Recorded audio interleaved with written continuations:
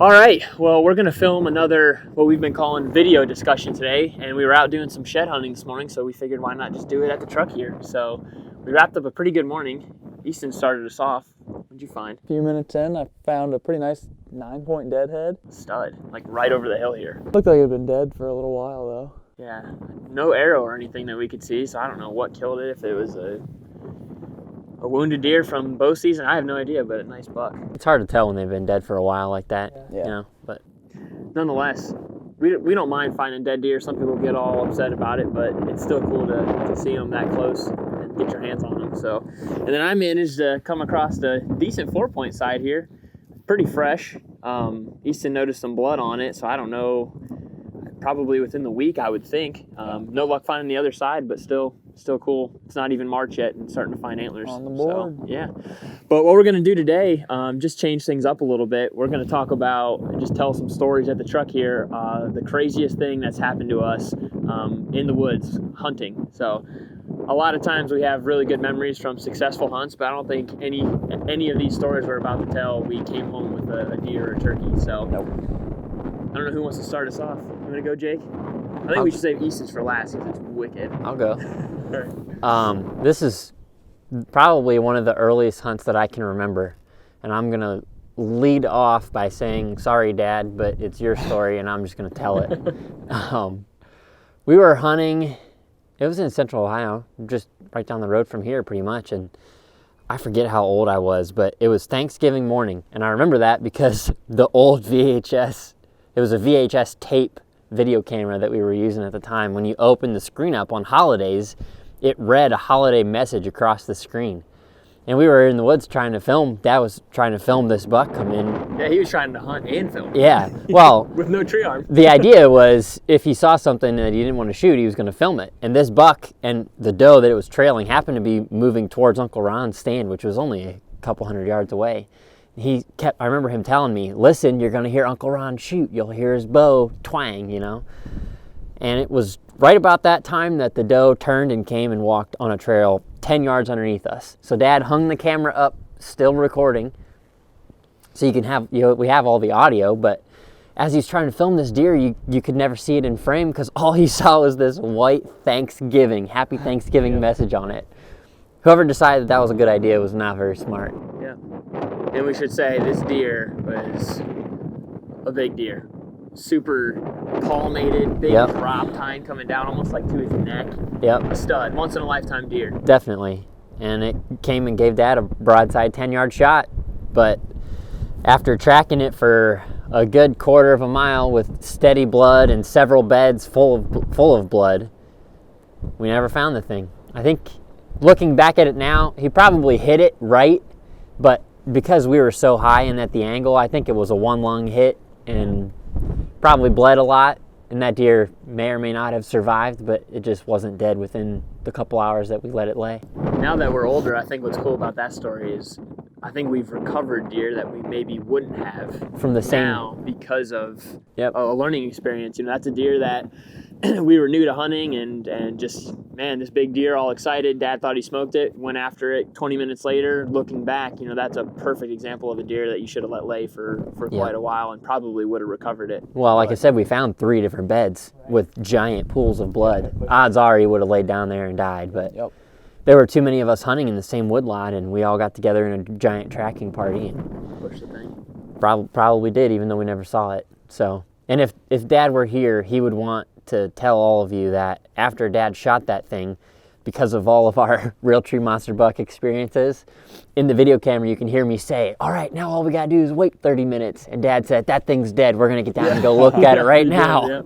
And it Got didn't some turn cool out the audio way. in the video, but because of that message, no footage. Yeah. But that was fun filming early 2000s. That was, and we were starting to film back then. I mean, that's really what started it with us. Was that video camera was what started the whole journey for us. I think we still got it somewhere, but yeah, crazy story and learned from it too. So I'll hop into mine now. Mine was probably, the story I'm going to tell was probably, I was finishing up high school, Jake was in college, and it was really when we were getting big into turkey hunting, and we had luckily we had access to a really small property just up the road from our parents' house. So we actually walked up there to hunt sometimes. It was probably a half mile from our parents' house. And for whatever reason, it was a small woodlot, but every year, I mean, it was loaded with turkeys.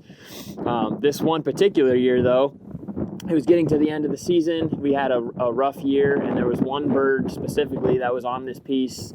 And for whatever reason, we couldn't close the deal on him, but he was roosting there every night. He would fly onto the neighbors that we weren't allowed to hunt, and just we couldn't catch up with him. So Jake and I went in there one morning. We had what we thought was a pretty good game plan to catch him as soon as he flew down, a pretty good pattern on him. And it was just getting daylight. He was starting to gobble on the roost, and we heard footsteps walking through the neighboring property towards us. And it turned out to be another hunter, and he was, I don't know why, he was stumbling around, coughing, smoking a cigarette, and we were like, man, he's gonna screw this up. And not only did he screw it up, but the property we were hunting on, we were the only ones allowed to hunt, and he ended up coming basically between us and the turkey and set up on the property that we're allowed to hunt on and no one else is.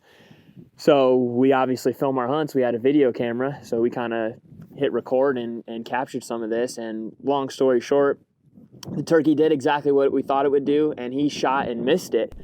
Didn't he shoot twice?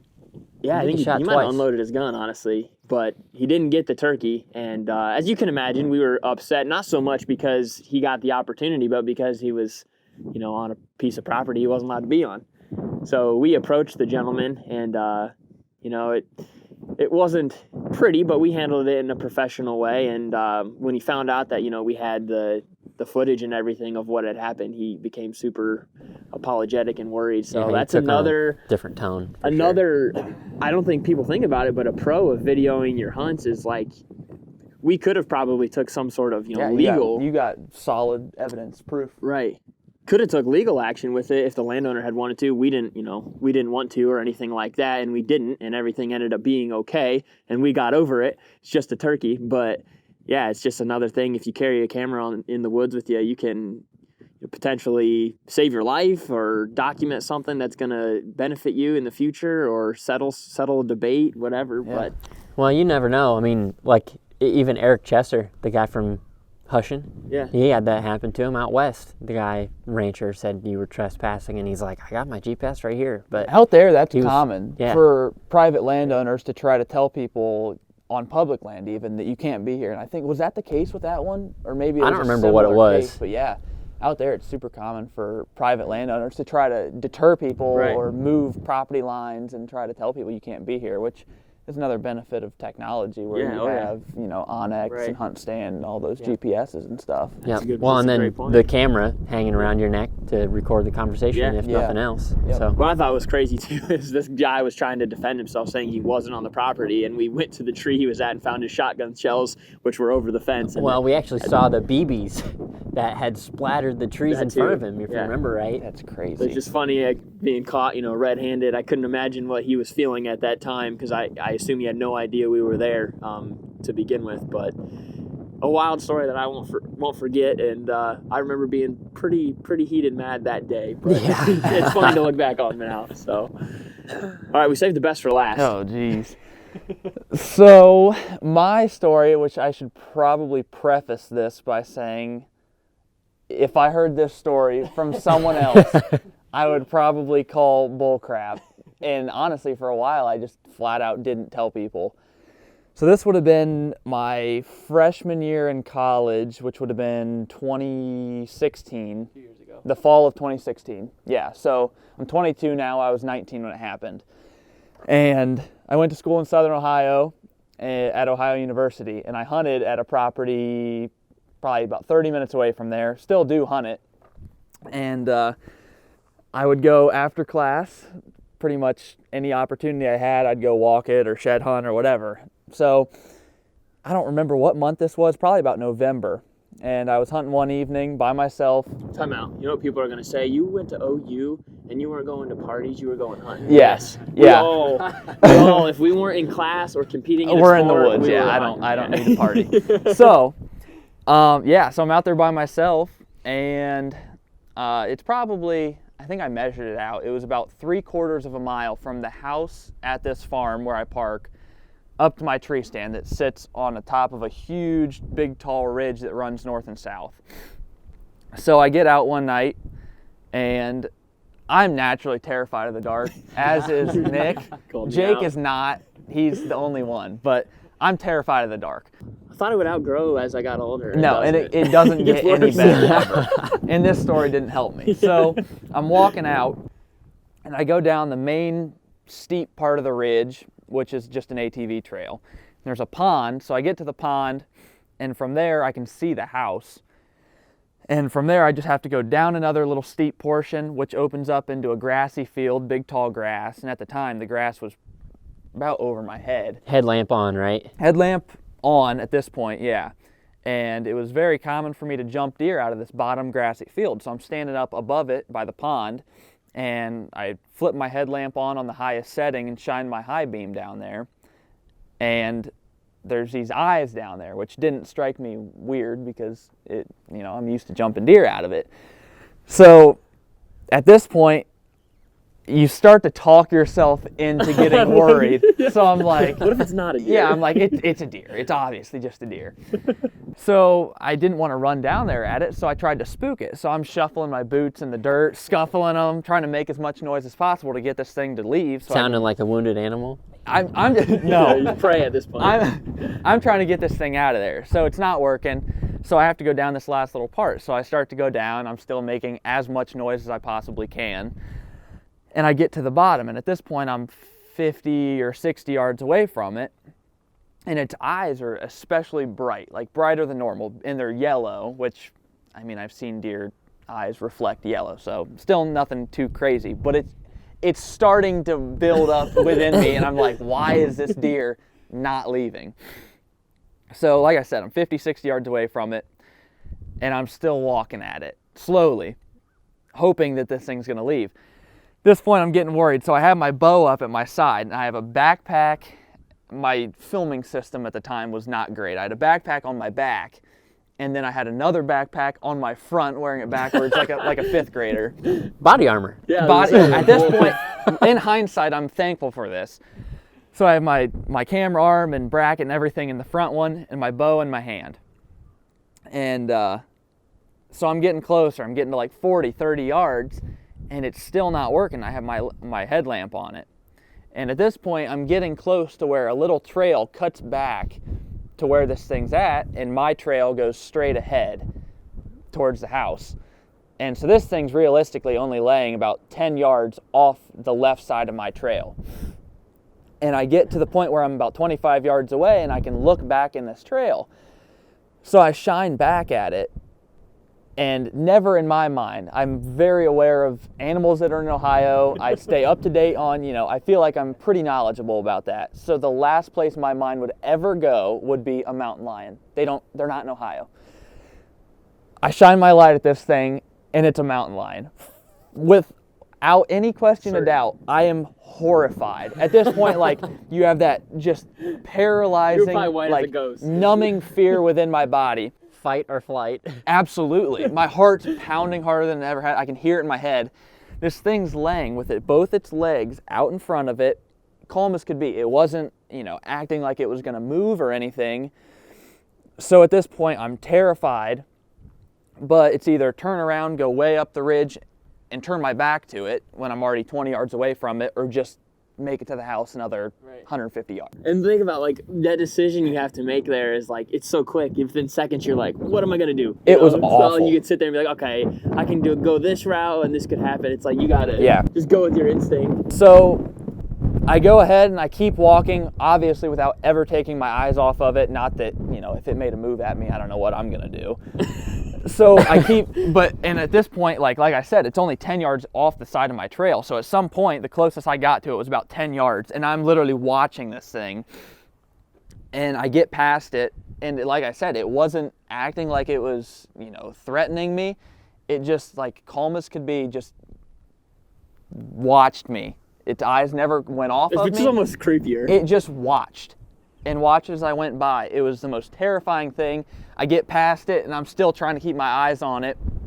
And at one point, I went to grab an arrow to knock it, and obviously it hit me. I'm like, what is an arrow going to do? You know, if this thing jumps, it's going to be here long before I can even think about drawing. So I get about 30 yards past it. It's behind me now. And I don't know, it's probably not what you're supposed to do. I took off running. I probably have never ran faster that in my life. NFL 40 time. Yeah.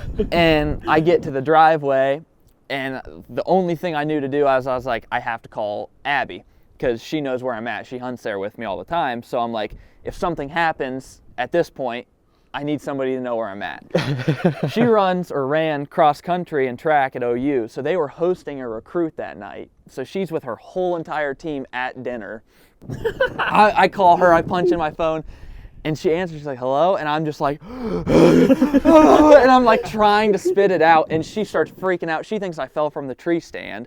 So she's like, what are you saying? Like, what are you talking about? And I'm like, there's a mountain lion. Like, there's a mountain lion. And she's like, what are you talking about? So I finally calmed down just a little bit.